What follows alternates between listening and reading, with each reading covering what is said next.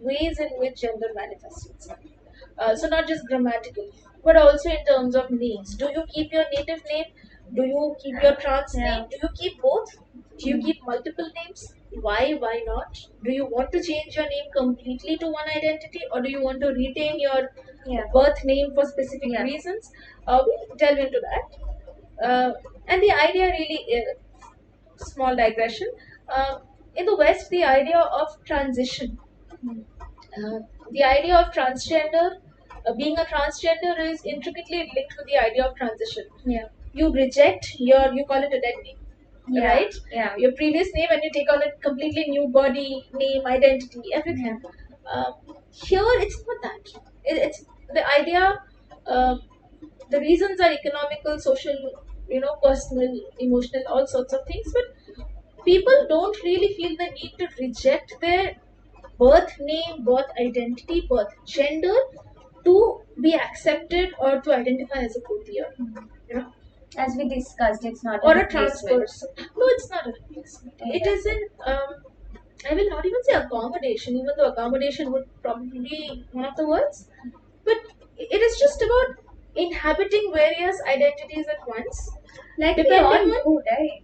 Yes, depending on what works for you. So, for instance, many people will not change their names on their government identity cards and their bank documents because A, it's a lot of hassle.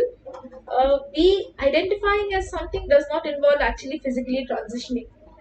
So, you can have a very masculine body and have a feminine name and long hair. And then say, I'm actually transgender, I'm neither man nor woman. And that's fine. Some people have a performance name and then a real name. We have dark names in Bangla. Exactly. Right? Names. So those names are often considered to be non-gendered names, even if they actually have an association with this particular gender. The idea is that this is me, regardless of how I identify as my gender. This person is me, and hence I'm okay with you calling me my birth name, my birth gender, my birth nickname, and then my new trans name. People have preferences. I will not say this is a universal sort of situation. Some people say, call me only this, call me only that. Some people say, I'm okay with either. Some say, I prefer this, but you can call me anything. Just the way some people prefer to be called by their pet names and some people don't prefer it at all. Right. I know somebody who is cisgender, who hates her formal given name, but she loves her nickname. Exactly. Right? Yes. So we all have that kind of relationship with our names. So the idea here is that I went off on quite a long digression. The idea is that we can be multiple selves, and so what was my point?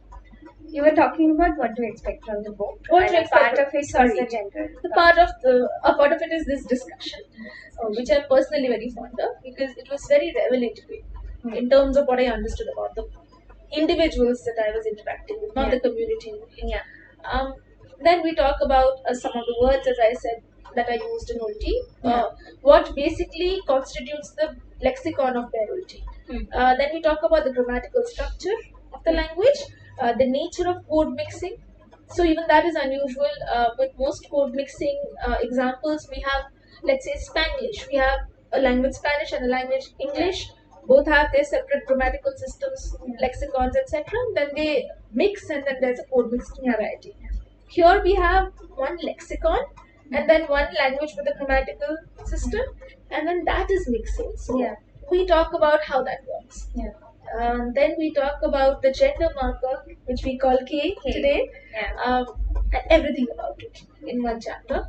And then we talk about the fact that Ulti really is not existing in a world where we get to choose. It accommodates a lot. Ulti has words from English and Hindi as well, not just Bangla, right? People's linguistic backgrounds of all kinds come into play in the use of Ulti.